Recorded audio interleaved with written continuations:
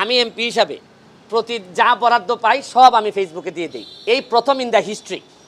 আমার এমপি সাহেবের বেতন কত আপনারা জানতেন আগে?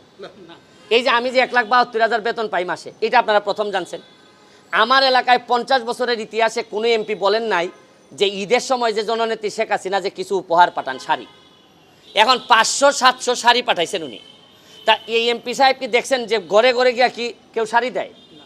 শাড়িটা কি করেন উনি বন্টন করে দেন যে সাবধান, কোনো শাড়ি বিক্রি করা যাবে না, তুমি গরিব দেখে দেখে তুমি মানুষকে দিবা।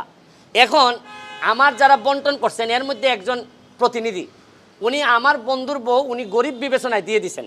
এখন আমার বন্ধুর অবস্থা কি জানেন? 95 আমি মেট্রিক দিছি, যারাই 95 দিছে এরাই কয় বন্ধু কই আমার জড়াই ধরে। আমি কি না করতে পারবো? ভাই তুমি আমার বন্ধু না, আমি ফুটবল খেলি। ওই যে উনি একজন আছে 95, উনি যদি জড়াই ধরে বলে আমার বন্ধু, তা আপনারা তো রিপোর্ট করবেন যে একজন বন্ধুর সাথে দেখা, কিন্তু বন্ধু